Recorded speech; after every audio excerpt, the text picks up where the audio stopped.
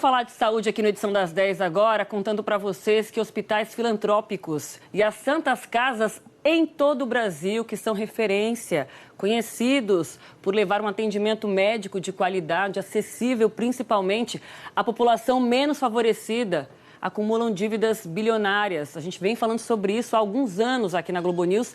E a crise financeira também, viemos falando sobre isso, tem comprometido o serviço diretamente ao acesso das pessoas a isso, né, Exatamente. Cecília? Quem tem mais detalhes para a gente é o André Coelho. André, bom dia. Um levantamento estima que as dívidas dessas instituições cheguem precisamente a quase 12 bilhões de reais. A Aline falou em dívidas bilionárias, seria aproximadamente 12 bilhões. É muita coisa. Exatamente, Cecília, Aline, bom dia. Aliás, boa tarde para vocês, a todos que nos acompanham. 11 bilhões e 800 milhões de reais. Esses dados são da Confederação Nacional de Santas Casas e Hospitais Filantrópicos e foram obtidos pela Globo News. A dívida foi calculada com base nos dados repassados pelas federações de santas casas de cada estado. Vários estados não passaram informações à Confederação. Esses estados têm uma dívida estimada em 4 bilhões de reais, ou seja, se a gente levar em conta, esse número pode chegar a quase 16 bilhões de reais. A maior parte das dívidas de que se tem informação pela Confederação é resultado de empréstimos bancários, isso são mais de 4 bilhões e meio de reais. Em seguida aparecem impostos e contribuições sociais, uma dívida de mais de 3 bilhões.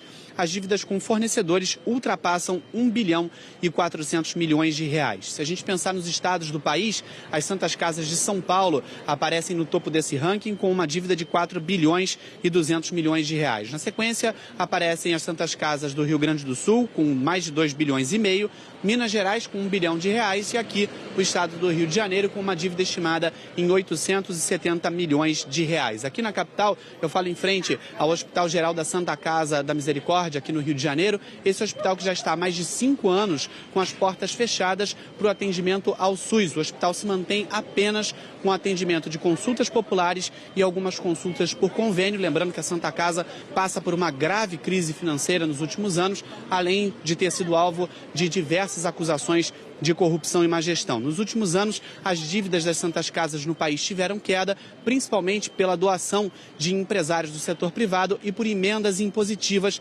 feitas por alguns parlamentares. Em março, esses dados foram enviados para o ministro da Saúde, Luiz Henrique Mandetta, porque a Confederação busca uma forma de refinanciar essa dívida e também de obter novas linhas de crédito. Os hospitais sem fins lucrativos incluem as Santas Casas e os hospitais filantrópicos.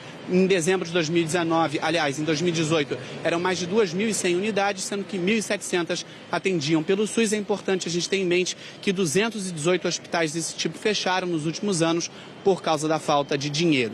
A gente conversou com o presidente da Confederação Nacional das Santas Casas. Ele fala um pouco sobre o quadro de crise enfrentado por esses hospitais e que tipo de impacto o fechamento de novas unidades desse tipo pode provocar na saúde pública do país. Vamos ouvir. Com a Constituição de 1988, a única coisa que ficou para o governo fazer foi o financiamento. E o que aconteceu? Até agora, a gente teve uma defasagem muito grande aí da tabela de procedimento. Essa tabela teria que ser atualizada todo ano, pelo menos pela infração. O maior parceiro do governo são as Santas Casas e hospitais filantrópicos.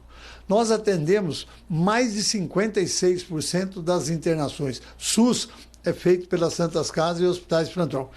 A alta complexidade, que é cardio, neuro, transplante, oncologia, chega a quase 70%. Se a Santas Casas atende 70% do atendimento SUS na alta complexidade, é o maior parceiro do governo. E a gente não tem isso do governo, uma contrapartida, para que a gente possa continuar com as portas abertas atendendo a população. Porque se as Santas Casas deixarem de atender o SUS, será o maior colapso da saúde brasileira. O Ministério da Saúde informou que está em dia com os repasses de custeio das unidades de saúde filantrópicas do país e acrescentou que o setor filantrópico da saúde vem recebendo maior atenção do governo federal por meio de iniciativas que têm o objetivo de criar melhores condições para o enfrentamento de dificuldades financeiras e assistenciais dos hospitais. A nossa produção entrou em contato com a Santa Casa do Rio, mas até agora a gente não teve resposta.